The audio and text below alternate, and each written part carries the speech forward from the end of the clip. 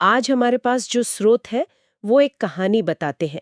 एक ऐसी कहानी कि कैसे भारत का तलाक कानून, जो कभी किसकी गलती है इस सवाल पर अटका हुआ था, वो अब धीरे धीरे इस हकीकत को मान रहा है कि कभी-कभी रिश्ते बिना किसी की गलती के भी खत्म हो जाते हैं। बिल्कुल। और ये सब नियमों की बात नहीं है। ये एक सामाजिक बदलाव है जो अदालतों के फैसलों में दिखता है। तो आज हम भारत में तलाक की कानूनी प्रक्रिया को इसी नजरिए से समझने की कोशिश करेंगे। हाँ, हम देखेंगे कि प्रक्रिया काम कैसे करती है और उससे भी ज्यादा जरूरी सुप्रीम कोर्ट के वो बड़े फैसले कौन से हैं जिन्होंने इस प्रक्रिया को आज की शक्ल दी है। एक तरह से कानूनी रणनीति और उसके पीछे का सिद्धांत, दोनों। जी। तो चलिए शुरू करते हैं।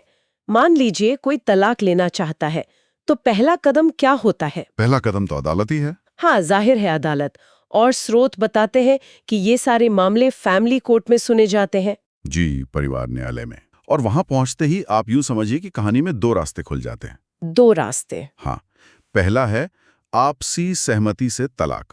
Mutual divorce. जैसा नाम से ही लग रहा है, जब दोनों लोग राजी हों। बिल्कुल, जब पति और पत्नी दोनों अलग होने के लिए तैयार हों। स्रोत इसे एक बेहतर, तेज और कम तनावपूर्ण विकल्प बताते हैं। इसमें शर्तें क्या होती हैं? बस दो बड़ी चीजों पर रजामंदी चाहिए।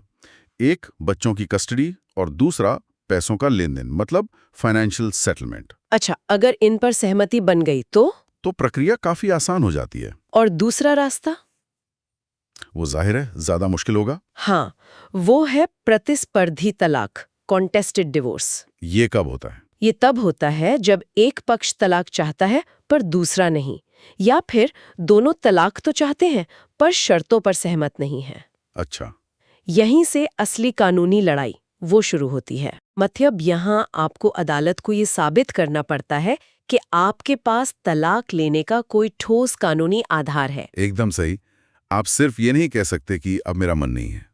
कानून को वजह चाहिए। तो ये ठोस कानूनी आधार हैं क्या? देखिए, कानून कई आधार देता है, लेकिन स्रोतों के मुताबिक दो सबसे आम और मजबूत आधार हैं: क्रूरता और व्यभिचार। Cruelty and adultery. जी। यहीं पर बात दिलचस्प हो जाती है। जब हम क्रूरता सुनते हैं तो दिमाग में हिंसा की तस्वीर आती है। हाँ, ज्यादातर लोग यही समझते हैं, लेकिन कानूनी तौर पर इसका दायरा बहुत बड़ा है। कितना बड़ा? बहुत बड़ा।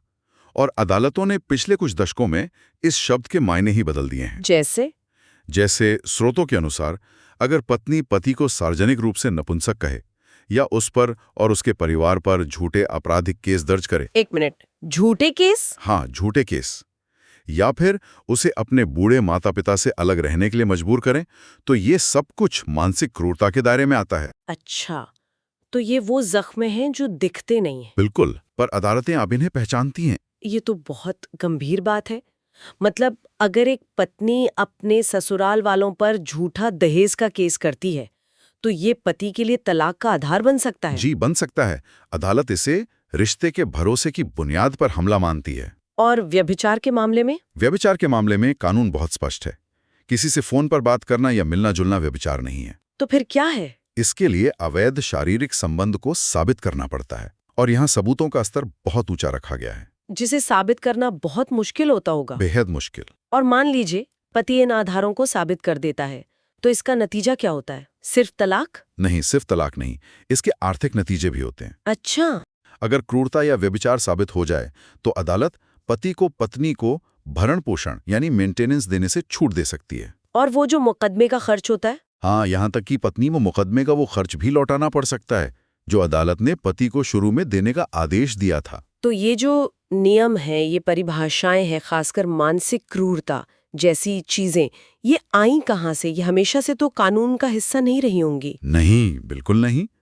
और यहीं से हमारी कहानी का दूसरा और सबसे अहम हिस्सा शुरू होता है। वो ऐतिहासिक अदालती फैसले। हाँ, वो फैसले जिन्होंने इन शब्दों को मतलब दिया। सबसे पहले क्रूरता को ही लेते हैं। 1975 में एक केस आया डॉक्टर NG दस्ताने बनाम श्रीमती S दस्ताने। दस्ताने केस, ये काफी मशहूर है। हाँ, ये एक नींव का पत्थर है। इसमें सुप्रीम कोर्ट ने कहा कि क्रूरता गंभीर और महत्वपूर्ण होनी चाहिए। मतलब रोजमर्रा के छोटे मोटे झगड़े नहीं? नहीं, मामूली नोकझोंक तलाक का आधार नहीं हो सकती। उस समय एक तरह से शारीरिक क्रूरता पर ज्यादा जोर था। लेकिन समाज तो बदल रहा था। सही पकड़ा, और कानून ने भी एक बहुत बड़ा मोड़ लिया। दशकों बाद 2007 में आया समर घोष बनाम Jaya Ghosh case. Summer Ghosh case. इस केस में सुप्रीम कोर्ट ने कहा नहीं, सबसे गहरी चोटें वो होती हैं जो दिखती नहीं है। वाह। और इसने पहली बार मानसिक क्रूरता को एक ठोस व्यावहारिक परिभाषा दी।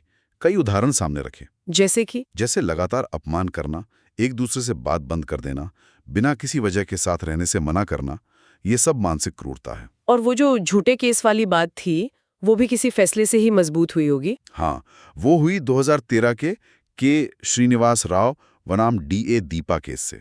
अच्छा। इसमें सुप्रीम कोर्ट ने साफ साफ कहा कि अगर पत्नी, पति और उसके परिवार पर झूठे आपराधिक मामले, खासकर दहेज उत्पीड़न का केस IPC 498A, हाँ, वो दर्ज कराती है, तो ये अपने आप में एक गंभीर मानसिक क्रूरता है।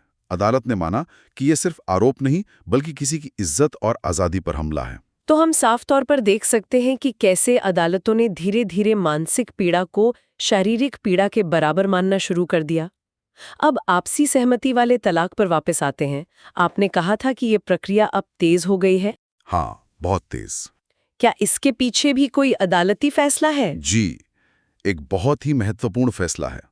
2017 का अमरदीप सिंह बनाम हरवीन कौर केस। अमरदीप सिंह केस। पहले क्या था कि आपसी सहमति से तलाक के लिए याचिका दायर करने के बाद 6 महीने का कूलिंग ऑफ पीरियड अनिवार्य था। मतलब 6 महीने इंतजार करना ही पड़ता था, शायद सुलह की उम्मीद में। बिल्कुल, मकसद यही था। लेकिन इस केस में सुप्रीम कोर्ट ने एक बहुत व्यवहारिक सवाल पूछा। क्या? कि अगर सुलह की कोई गुंजाइश ही नहीं बची है और दोनों पक्ष अपने सारे मुद्दे सुलझा चुके हैं, तो उन्हें 6 महीने तक एक मर चुके रिश्ते में बांधकर रखने का क्या मतलब है? सही बात है। इसलिए अदालत ने कहा कि खास परिस्थितियों में जज इस 6 महीने के इंतजार को खत्म कर सकते हैं। इस एक फैसले ने हजारों लोगों के लिए तलाक की प्रक्रिया को महीनों छोटा कर दिया। और व्यभिचार के कानून पर क्या असर पड़ा? स्रोतों में 2018 के जोसेफ शाइन बनाम भारत संघ केस का जिक्र है। उसने तो काफी कुछ बदल दिया था। उसने बहुत कुछ बदल दिया। उस केस में व्यभिचार को अपराध की श्रेणी से ही हटा दिया। मतलब adultery is no longer a crime. Correct.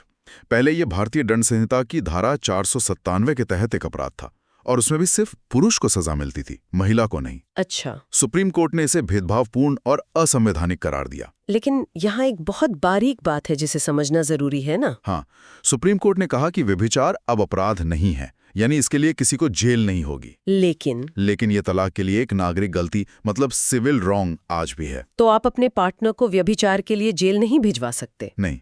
लेकिन इस आधार पर उससे तलाक जरूर ले सकते हैं। एकदम सही। अदालत ने अपराध और तलाक के आधार के बीच एक साफ लकीर खींच दी। ये सब तो तब है जब किसी की गलती हो, क्रूरता या व्यभिचार। लेकिन क्या हो अगर किसी की भी गलती ना हो पर रिश्ता इस बुरी तरह टूट चुका हो कि उसे दोबारा जोड़ा ही नहीं जा सकता? आपने वो सवाल पूछा है जिस पर भारतीय कानून आज भी एक तरह से संघर्ष कर रहा है। अच्छा। इसी को कहते हैं इर्रिट्रीवेबल ब्रेकडाउन ऑफ मैरिज का सिद्धांत। यानी शादी भावनात्मक रूप से मर चुकी है, भले ही कानूनी तौर पे जिंदा हो। बिल्कुल। और दिलचस्प बात यह है कि हमारे तलाक कानूनों में ये सीधे तौर पर एक आधार के रूप में लिखा ही नहीं है। तो फिर लोग इस आधार पर तलाक कैसे ले पाते हैं? वो ले पाते हैं सुप्रीम कोर्ट की वजह से। देखिए, 2023 में शिल्पा शैलेश बनाम वरुण श्रीनिवासन का एक ऐतिहासिक फैसला आया। शिल्पा शैलेश केस। इसमें सुप्रीम कोर्ट ने अपने ब्रह्मास्त्र का इस्तेमाल किया, संविधान का अनुच्छेद 142। अनुच्छेद 142 ये क्या है? ये अनुच्छेद सुप्रीम कोर्ट को वो शक्ति देता है जो देश की किसी और अदालत के पास नहीं है। कौन सी शक्ति? किसी भी मामले में पूर्ण न्याय करने की शक्ति, भले ही मौजूदा कानून में कोई सीधा रास्ता ना हो। मतलब कानून से भी ऊपर जाकर।